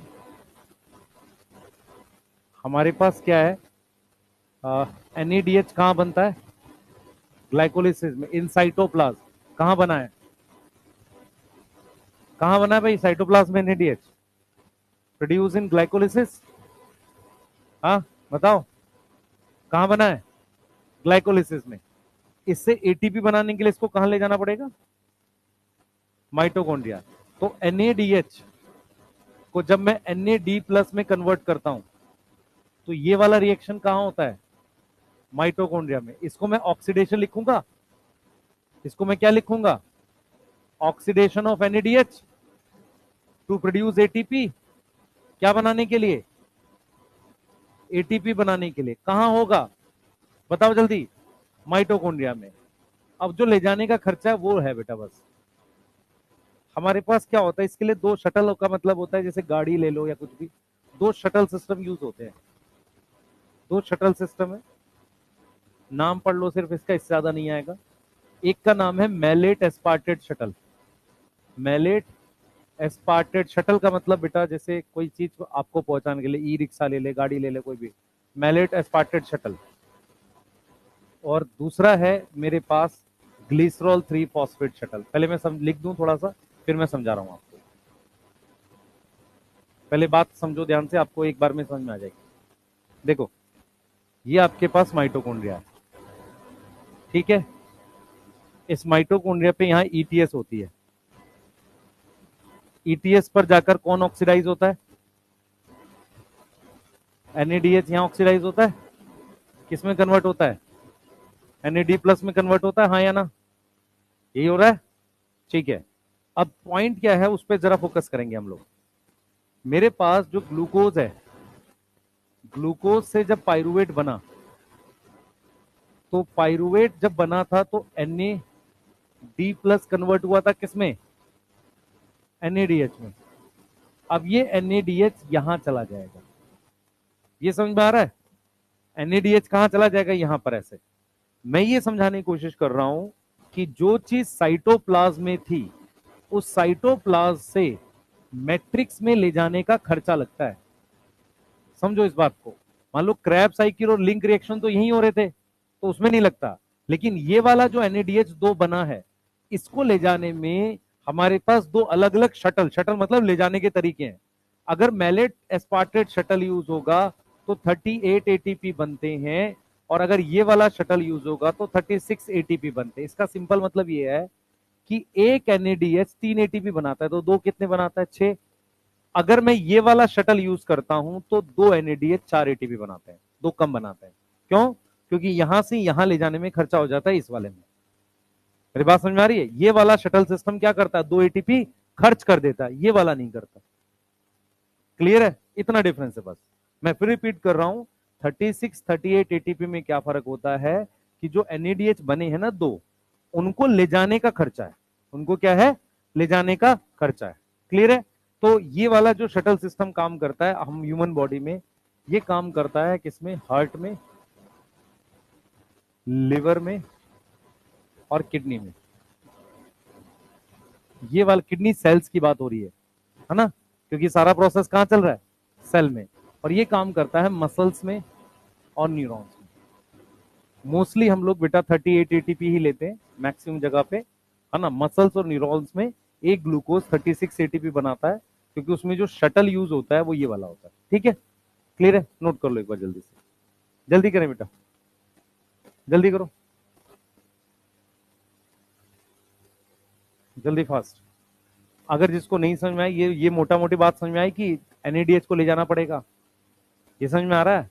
ATP कहां बनेगा, माइटोकॉन्ड्रिया के अंदर। दो व्हीकल हैं, दो गाड़ियां अलग अलग, दोनों का खर्चा अलग अलग है, उनके नाम है सिर्फ ये शटल। इसके अलावा नहीं करनी, टॉपिक ही नहीं है एनसीईआरटी में। क्लियर है? ये टॉपिक एनसीईआरटी में नहीं है। क्लियर? ठीक है। हाँ, किसी PYQ में क्वेश्चन मिल जाएगा, वैसे नहीं है ये क्वेश्चन, आएगा भी नहीं। लिख लिया बेटा? क्या चीज, दोबारा बोलो। हाँ, मसल मतलब skeletal muscle, yes, skeletal muscle चाहिए जो एनर्जी यूज करती है सबसे ज्यादा।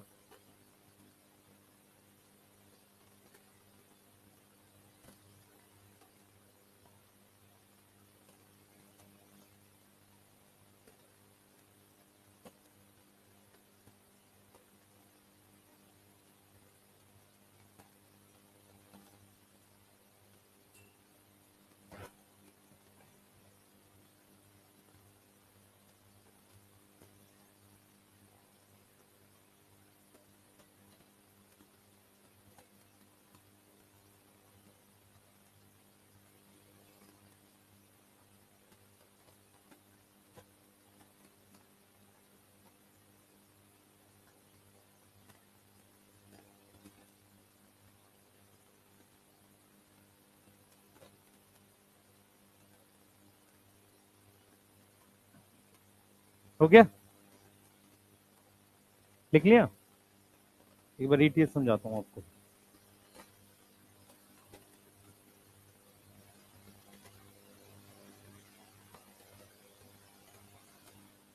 लिख लिया बेटा?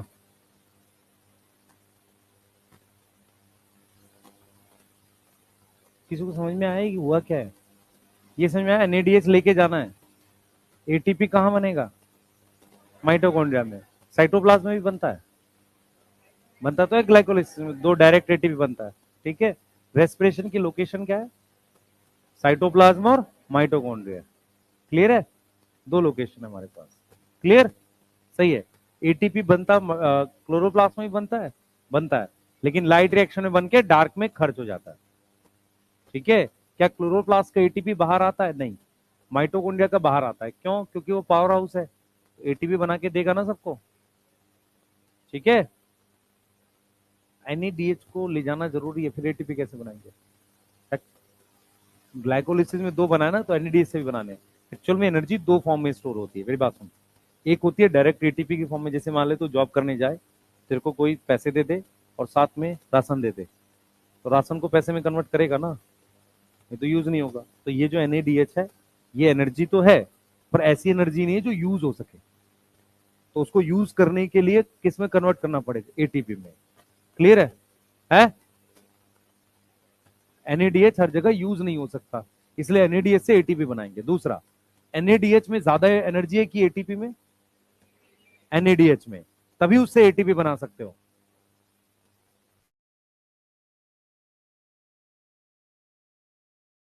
समझ आ रहा है मैं क्या बोल रहा हूं? नहीं तो ATP क्यों बनाओगे तुम? क्लियर है? जैसे मान लो तुम्हारे पास गोल्ड है, पैसा है, तो गोल्ड को पैसे में तभी कन्वर्ट करोगे ना जब वो ज्यादा वैल्यू होगा। भाई जब ज्यादा, कोई मान लो तुम्हें स्टोर करना है, गोल्ड की ज्यादा वैल्यू, पैसे की कम वैल्यू है, तो स्टोरेज गोल्ड में करोगे कि पैसे में करेंगे? गोल्ड में करोगे डेफिनेटली, क्योंकि कम जगह में आ जाएगा। और जब तुम्हें उसको खर्च करने जाना है तो पैसे में कन्वर्ट करना चाहिए हमें लॉजिकली। क्लियर है? ऐसे ही NADH में ज्यादा एनर्जी है, तो जब बना तो बना लिया, लेकिन अगर उसको आपको यूज करने की फॉर्म में लाना है तो उससे क्या बनाओगे, ATP बनाओगे। मेरी बात समझ में आ रही है? चलो हेडिंग डालो, हम लोग ETS पढ़ रहे हैं बेटा, हेडिंग डालो, ETS पढ़ रहे हैं जल्दी। इलेक्ट्रॉन ट्रांसपोर्ट सिस्टम बोलते हैं इसे, हेडिंग डालो, electron transport system, ETS, electron transport system. क्या मीनिंग है इसका, और ये कहां होता है, लोकेशन क्या है, क्या काम करता है, देखते चलेंगे। ETS का मीनिंग, मीनिंग फुल फॉर्म है इलेक्ट्रॉन ट्रांसपोर्ट सिस्टम। इसका मतलब ये कहीं ना कहीं इलेक्ट्रॉन का ट्रांसपोर्ट कर रहा है। ऐसा ही सिस्टम हमने किसके बीच में पढ़ा था, PS2 और PS1 के बीच में। क्लियर है? सही है? ठीक है, बोलो, यहां तक समझ में आ रहा है? ऐसा ही हमने किसके बीच में पढ़ा था, PS2 और PS1 के बीच में। क्लियर है? अरे बोलो। अब सुनो 2 मिनट, अब बोर्ड पे ध्यान दो, कोई लिखेगा नहीं, बोर्ड पे ध्यान देंगे सब सारे बच्चे। ठीक है? इसका मतलब ये नहीं कह रहा हूं बगल वाले से बात करो, तो पिट पिट आ जाएगा आज खामा खा, है ना? तुम लोग सोच रहे होगे कि सर आएंगे बताएंगे कैसे हॉलीडे बीती, हम डिस्कशन करेंगे, मजा आएगा, है ना? हाँ, तो मजा आएगा, चिंता मत करो। तुम टेस्ट ना दो फिर बताऊंगा मैं तुम्हें, है ना? टेस्ट, टेस्ट जो है सुन लो ध्यान से, कॉपी में, चाहे कहीं भी अपनी इसी कॉपी में पीछे 1 का A, 2 का भी, 50 क्वेश्चन का मुझे लिखा हुआ चाहिए, चाहे चीटिंग करके लिख लो, मुझे फर्क नहीं पड़ता। ठीक है? सही है? ये चैप्टर आज जितना हो जाए कल खत्म करने की कोशिश करूंगा, कल हो जाएगा खत्म। ये कल खत्म हो जाता है, परसों मुझे टेस्ट के क्वेश्चन चाहिए। ठीक है? उसके साथ डोपा प्राइम बना लो और टेस्ट बना लो। टेस्ट आपका पहले भी फोटोसिंथेसिस है ना? हाँ, परसों मुझे फोटोसिंथेसिस चाहिए, आप उसके बाद डोपा प्राइम बना लो। कोई इस प्लानिंग में बैठा हो कि नहीं मैं मंडे बनाऊंगा, मैं उसकी पिटाई कर दूंगा, ध्यान रखना। क्लियर है? अब टाइम बचा भी नहीं है तुम्हारे पास, समझ में आ गई है? कोई ऐसा हो जो ना बनाना चाह रहा हो, क्लास में नहीं आ जाना फिर। ठीक है? साफ सीधी बात है बेटा, अब बहुत टाइम नहीं है हमारे पास। फोटोसिंथेसिस पढ़ो आराम से, टाइम लगाओ 2 घंटा 3 घंटा, इससे ज्यादा नहीं। बैठ के पूरा दिन लेके बैठे हैं ऐसे NCERT, ये कहाँ जा रहा है इलेक्ट्रॉन, कुछ नहीं होगा उससे, मैं सही बता रहा हूँ। अगर दिक्कत है तो वाला स्मार्ट वन शॉट देख लो, उसमें 1 1.5 2 घंटे में शायद पूरा लेक्चर है, उसको भी 2x कर लो, कोई दिक्कत नहीं, पूरा रिवाइज हो जाएगा। ठीक है? उसको भी 2x कर लो और नोट्स लेके बैठो, लिख लो जल्दी जल्दी, 80-90% याद हो जाएगा। दो पावर फिर सॉल्व कर लो उसका फोटोसिंथेसिस। ये तरीका है आपके लिए, आप आराम से नोट्स रीड करोगे, 1 घंटे में 1 पेज पढ़ोगे, सोचोगे, उससे कुछ नहीं होने वाला। मैं ऐसी कभी कोई सिचुएशन नहीं आने वाली, जो टॉपर होते हैं उनकी भी नहीं आती। जितना हमने पहली बार पढ़ा था, जितनी डीप में वो चैप्टर आता था, एग्जाम देते हो उतना ही डीप आता हो, ये पॉसिबल नहीं होता है। अगर आपको उसका 80% भी याद है, क्वेश्चन बन जाता है। हमें क्वेश्चन ही तो बनाना है अच्छे से, यही है ना? तो यही टाइम है, अब इसके बाद टाइम नहीं आने का। क्लियर है? अगर आप अभी भी नहीं कर पा रहे हो तो बहुत खराब सिचुएशन में। फिजिक्स भी करनी है, केमिस्ट्री भी करनी है, टाइम निकालो अपना। क्लियर? चलो चालू करेंगे इसको। बोर्ड पे ध्यान दो सारे, बोर्ड पे बेटा, बोर्ड पे ध्यान देंगे सारे, कोई दिक्कत नहीं है इसमें। इधर देखो सारे, हम लोग क्या करने वाले हैं पहले समझो ध्यान से। इलेक्ट्रॉन ट्रांसपोर्ट सिस्टम क्या है हमारे पास, जो माइटोकॉन्ड्रिया की इनर मेम्ब्रेन होती है, ऐसे ये इनर मेम्ब्रेन जो होती है, इस इनर मेम्ब्रेन पर इस तरीके से फोल्डिंग होती है। कहीं भी मेम्ब्रेन की फोल्डिंग हमेशा सरफेस एरिया बढ़ाने के लिए होती है। एक फोल्डिंग हमने पढ़ी थी मीजोजोम, एक फोल्डिंग आप पढ़ते हो क्रिस्टे, एक फोल्डिंग आप पढ़ते हो सेल्स पर। अगर किसी को याद हो डाइजेशन जब हम पढ़ते थे तो माइक्रोविलस होता था ऐसे, यस यस, माइक्रोविलस कहते थे, वो भी प्लाज्मा मेम्ब्रेन की फोल्डिंग होती थी। तो जब भी कोई फोल्डिंग होती है वो हमेशा सरफेस एरिया बढ़ाने के लिए होती है, ताकि वहां पर ज्यादा चीजें लगाई जा सके। अब क्या है बेटा, ये जो मैं सर्कल बना रहा हूं ये कुछ नहीं है, ये इलेक्ट्रॉन कैरियर और कुछ एंजाइम है। एक्चुअल में क्या था, PS2 PS1 के बीच में हमने पढ़ा था इलेक्ट्रॉन ट्रांसपोर्ट चेन। क्या पढ़ा था? Electron transport chain. चेन का मतलब है कि यहां पर कैरियर लगे थे, सिर्फ कैरियर, पर यहां पर पूरा सिस्टम लिख रहे हैं हम। सिस्टम क्यों लिख रहे हैं? क्योंकि ये जो एक एक हम लिख रहे हैं यहाँ पर, जिसपे मैं एक नंबर डाल देता हूँ, ये जो मैंने लिखा है यहाँ पर, ये 1 है, ध्यान देंगे बेटा, ये 1 है मान लो, है ना, और ये मान लेते हैं हम 2 है, ये 3 है, ये 4 है। ये कोई एंजाइम कॉम्प्लेक्स है, ये क्या है, कोई एंजाइम कॉम्प्लेक्स है। एंजाइम कॉम्प्लेक्स का मतलब क्या होगा, इनके अंदर कुछ इलेक्ट्रॉन कैरियर होंगे और उसके साथ एंजाइम होगा। समझ में आ रहा है? इलेक्ट्रॉन कैरियर और कुछ प्रोटीन होगी, उसको मिला के पूरा एक सिस्टम बनता है, इसको हम कहते हैं एंजाइम कॉम्प्लेक्स। क्या नाम देते हैं? Enzyme complex. ईटीएस का काम क्या है, पहले ये समझो। हमारे पास इनर माइटोकॉन्ड्रिया की मेम्ब्रेन में, ध्यान से सुनेंगे, अगर मैं रोल की बात करता हूं, ईटीएस क्या काम करता है समझो। हमारे पास जो इनर माइटोकॉन्ड्रिया मेम्ब्रेन है, कोई लिखेगा नहीं, ध्यान से सुनेंगे सिर्फ। इनर माइटोकॉन्ड्रिया की जो मेम्ब्रेन है, उस पर मेरे पास क्या प्रेजेंट है बेटा, उस पर मेरे पास क्या लगे हुए हैं, एंजाइम कॉम्प्लेक्स अटैच है। एंजाइम कॉम्प्लेक्स क्या है, मैं लिख देता हूं यहां पर, वो है हमारे पास इलेक्ट्रॉन कैरियर प्लस एंजाइम्स है ना, या प्रोटीन लिख देते हैं। क्या है हमारे पास? प्रोटीन्स है, यस। अब ईटीएस करता क्या है, सुने।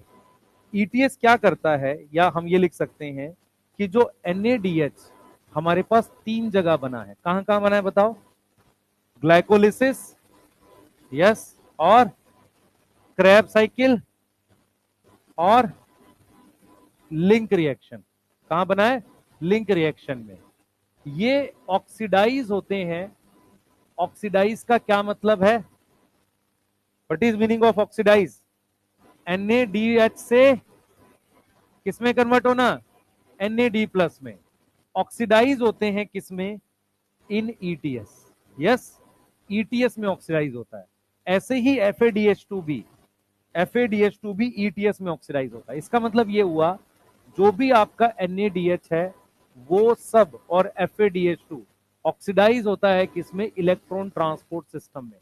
तो इलेक्ट्रॉन ट्रांसपोर्ट सिस्टम जो है बेटा हमारे पास क्या है, ध्यान से सुनेंगे। इलेक्ट्रॉन ट्रांसपोर्ट सिस्टम क्या है? ये basically group of electron carrier है, ग्रुप ऑफ एंजाइम कॉम्प्लेक्स लिख सकते हो, सही है, जो ऑक्सीडाइज करता है किसको? ऑक्सीडाइज करता है किसको? ऑक्सीडाइज NADH को और FADH2 को। यहां तक कोई डाउट है? इन दो चीजों को ऑक्सीडाइज करता है, किसको किसको? देखो, एक NADH को ऑक्सीडाइज कर रहा है, और ये आपको पता है NADH कहां से आया है? कहां से आया बेटा? ग्लाइकोलिसिस से, link reaction, Krebs cycle, yes.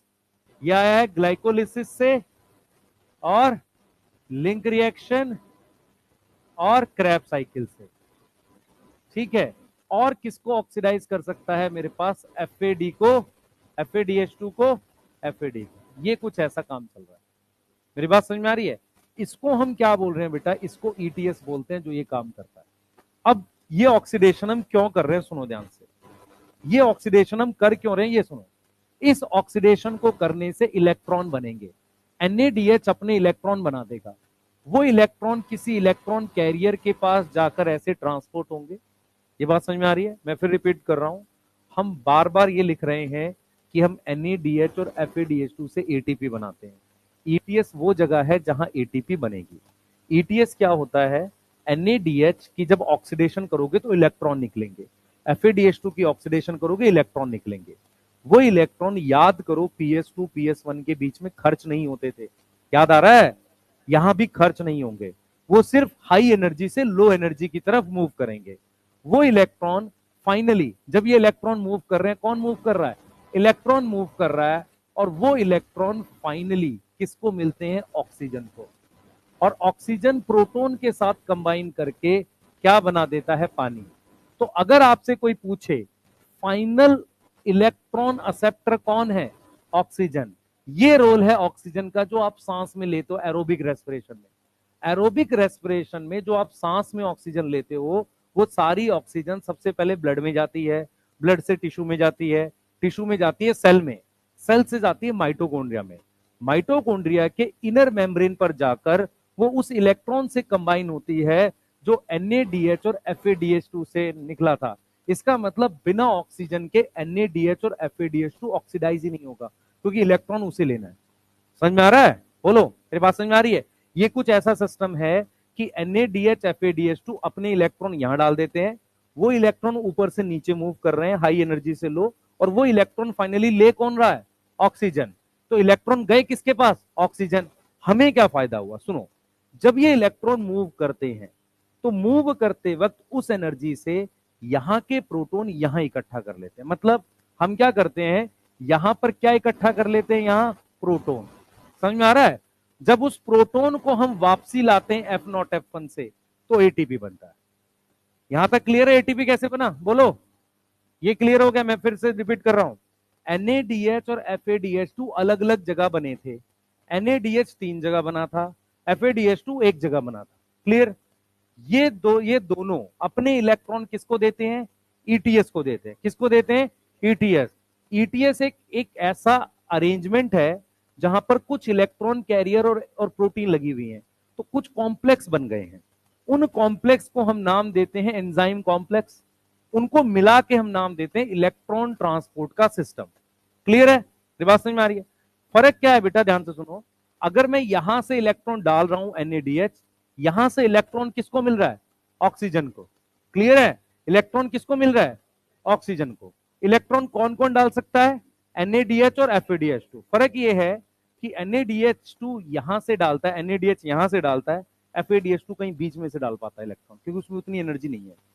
तो अगर वो यहां से डालता है NADH, तो इलेक्ट्रॉन ज्यादा मूव करते हैं, तो ज्यादा प्रोटॉन यहां इकट्ठे होंगे, ज्यादा एटीपी। FADH2 कहीं बीच से डालेगा, कम मूव कर पाएंगे प्रोटॉन। प्रोटॉन कैसे मूव कर रहे? जब इलेक्ट्रॉन जा रहा है, जब इलेक्ट्रॉन जा रहा है उस एनर्जी से मैट्रिक्स से यहां पर प्रोटॉन इकट्ठा करेंगे, आउटर और इनर के बीच में। जब ये प्रोटॉन वापसी आएंगे मैट्रिक्स में, किससे आएंगे? F0 F1 से, तो एटीपी बनेगा। क्लियर?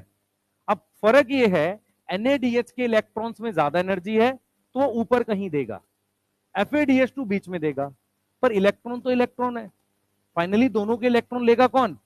ऑक्सीजन। एनर्जी में फर्क क्यों आता है? क्योंकि अगर कम इलेक्ट्रॉन कैरियर इन्वॉल्व है तो कम एनर्जी थी, तो कम प्रोटॉन इकट्ठा होंगे। समझ में आ रहा है? बोलो, बोलो बेटा। पानी दोनों बराबर ही बनाएंगे। क्लियर? पानी दोनों बराबर ही बनाएंगे। यहां तक समझ में आ रही है? दोनों पानी बराबर ही बनाएंगे, उसमें कोई कमी ज्यादा नहीं है। क्लियर है? फर्क किस में आएगा? एटीपी में। क्लियर? तो अगर हम इस सीक्वेंस को देखें, लोकेशन बताओ भाई, लोकेशन इनर माइटोकॉन्ड्रिया, बताओ जल्दी। इनर माइटोकॉन्ड्रिया मेम्ब्रेन, यही लोकेशन है? बोलो, यही लोकेशन है इनर माइटोकॉन्ड्रियल मेम्ब्रेन। ठीक है, अब जरा देखते हैं कैसे सीक्वेंस चल रहा है। NADH और FADH2 क्या हो गया?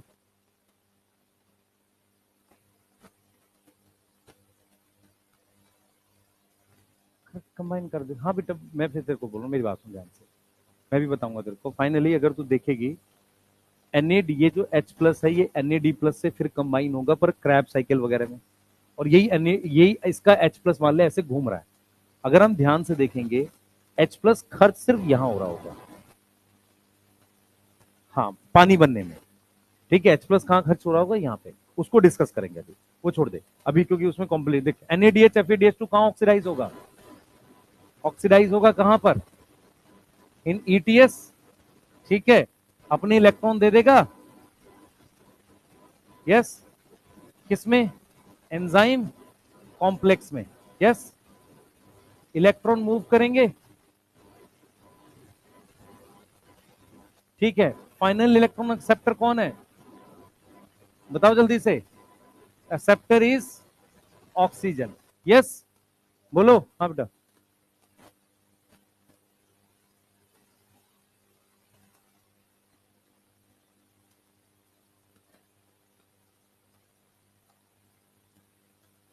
वहां हमने पढ़ा था वो इलेक्ट्रॉन PS2 का PS1 पे जा रहा था, वहां हाई एनर्जी थी, यहाँ कम एनर्जी है। मैं फिर रिपीट कर रहा हूँ, प्रोटोन मूव कराने के लिए मैं बताऊंगा कैसे है, लेकिन अभी सिर्फ ये समझना है इलेक्ट्रॉन में एनर्जी कहाँ से आई है, NADH से, क्योंकि NADH हाई एनर्जी कंपाउंड है, तो ये उसके इलेक्ट्रॉन में ऊर्जा है उतनी मूव करने के लिए, कोई से मूव नहीं करा रहा, उसमें एनर्जी है, तो वो हाई से किधर जा रहे हैं, लो की तरफ। इधर ध्यान दो बेटा, फाइनल इलेक्ट्रॉन एक्सेप्टर कौन है, ऑक्सीजन, तो क्या बनेगा, पानी बनेगा, सही है, क्लियर है। और हमारे पास इलेक्ट्रॉन्स की मूवमेंट क्या देगी, मूवमेंट क्या करेगी बेटा, से प्रोटोन कहां मूव कर जाएंगे, प्रोटोन इकट्ठे हो जाएंगे किसके बीच में, accumulate between outer and inner membrane, सही है, आउटर और इनर मेम्ब्रेन। और जब प्रोटोन वापसी आएगा, प्रोटोन कहां से आएगा, कम बैक, कहां से कहां आ रहा है, इस जगह से, इसको क्या बोलते हैं, inter membrane space, yes, inter membrane space into matrix, yes, matrix में आ रहा है किसके थ्रू, थ्रू F0 F1, क्या बनेगा, ATP बन गया।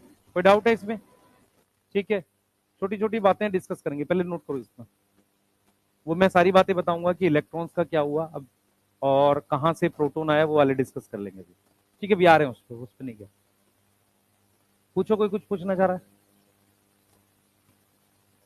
जल्दी पूछो, जल्दी जल्दी।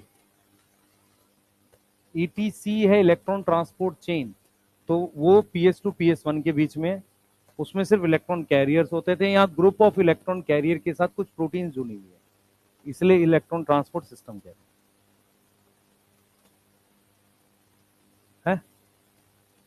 हाँ ठीक है, तो नहीं नहीं, कैरियर उसे ही कहते हैं जो एक इलेक्ट्रॉन लेके दूसरे को दे दे, उसे भी कैरियर बोलते हैं। हाँ, लिख लिया, जल्दी, फास्ट।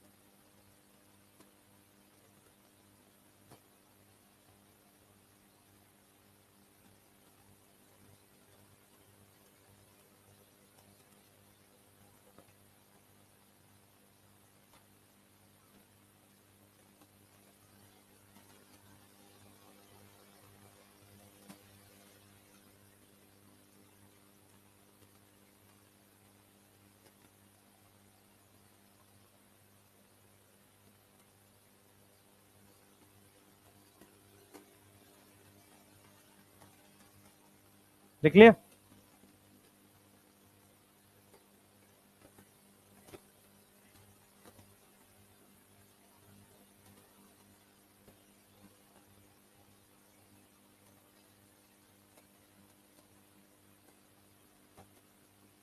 तुम्हें बेसिक समझ में आ गया क्या हो रहा है, ठीक है। मैं लिख सकता हूँ फाइनल इलेक्ट्रॉन एक्सेप्टर, दूसरा भाई इलेक्ट्रॉन के साथ अगर मैं प्रोटोन जोड़ दूं तो क्या बन जाएगा, हाइड्रोजन, तो फाइनल हाइड्रोजन एक्सेप्टर भी ऑक्सीजन को ही लिखते हैं।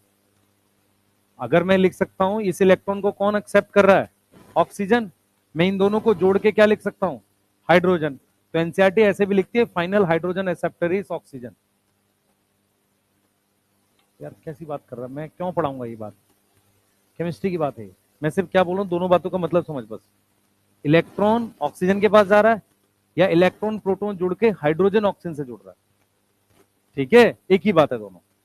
हम ऐसा बोल सकते हैं फाइनल इलेक्ट्रॉन एक्सेप्टर, और जब हम हाइड्रोजन बोल रहे हैं तो उसमें इलेक्ट्रॉन ऑलरेडी है ना, बोलो, तो हम ये भी लिख सकते हैं फाइनल हाइड्रोजन एक्सेप्टर। अब कौन किससे पहले जुड़ा, ये केमिस्ट्री का पार्ट है, मेरा पार्ट नहीं है, क्लियर, हाँ भाई, ठीक है, लिख लिया यहां तक, जल्दी बताओ, यहां तक लिख लिया? चलिए जल्दी लिखो भाई, तुम्हारी क्लास एग्जैक्ट 11:30 तक है?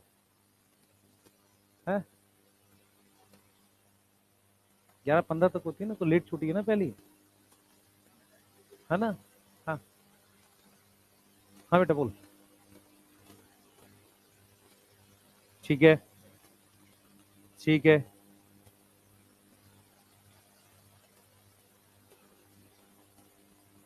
दोनों का काम है प्रोटोन इकट्ठा करवाना बस। ये क्या मतलब हुआ है? अब मान ले तेरे को मैं एक 100 का नोट दे दूं और एक दे दूं मैं 200 रुपए का नोट, और मैं कहूँ जा उसके 10-10 के नोट लेके आ, अब तू उसे मिक्स कर दे 100-200 को, तेरे को कैसे पता चलेगा कि किसके कौन से पैसे हैं? ऐसा थोड़ी होता है, तो वैल्यू की बात है। तू मुझसे क्या पूछ रहा है कि वो एटीपी किसका कैसे पता चलता होगा? भाई वो तो कौन से इलेक्ट्रॉन कैरियर पे जाके दे रहा है उससे डिसाइड होता है। हमें ये थोड़ी देखनी है कि एटीपी की कौन सी कास्ट है, कौन सा वो है, हमें क्यों देखना है? मैं समझ में क्या बोलना चाह रहा हूँ, मैं तेरे से कह रहा हूँ कि तेरे को एक 100 रुपए का नोट दे दिया, एक 200 का नोट दे दिया, और उनको आपस में मिक्स करके दे दिया। अब किसके खुले ज्यादा मिलेंगे? 200 वाले के। तो जब तू लेकर आएगा वो मिक्स हो गए 10-10 के नोट, तो तू कैसे पहचानेगा कौन सा है? क्या जरूरत है हमें पहचानने की?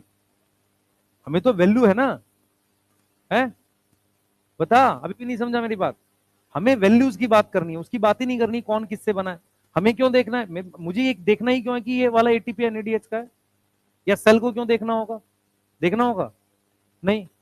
और ये जो हम वैल्यू कैलकुलेट कर रहे हैं ये क्या है, समझो इस बात को। ये क्या है कि एनएडीएच जहां पर इलेक्ट्रॉन देता है वहां से ज्यादा एटीपी बनेगा, और जब एफएडीएच2 देता है वहां से कम एटीपी बनेगा। सिर्फ ये देखना है हमने। हमें ये देखना ही नहीं कि एटीपी कौन किसका है, और हमें ये भी नहीं देखना इलेक्ट्रॉन किसका है वो। क्लियर है? क्योंकि इलेक्ट्रॉन तो इलेक्ट्रॉन होता है। ठीक है ना भाई? चलिए। हाँ। यस।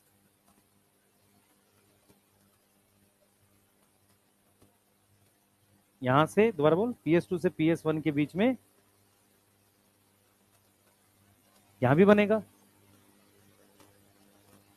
विच्छेद, मेरी बात तू क्या पूछ रही है? तू ये पूछ रही है कि PS2 से PS1 के बीच में जब इलेक्ट्रॉन जाते थे तो एटीपी बनता था। भाई एटीपी यहां कहां बना था? वो बना तो F0 F1 से ही था।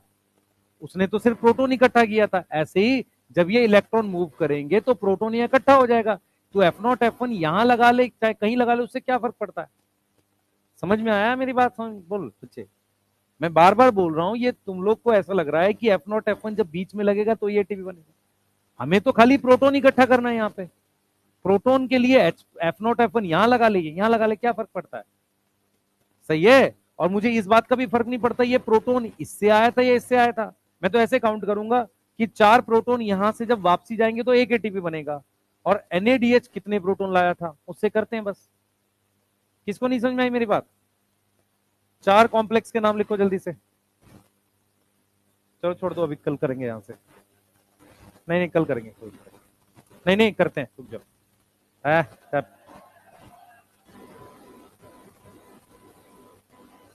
अरे रुक जा भाई, हेडिंग डालो एंजाइम कॉम्प्लेक्स, यहां से कल कर रहे हैं। चलो नहीं नहीं कल करेंगे।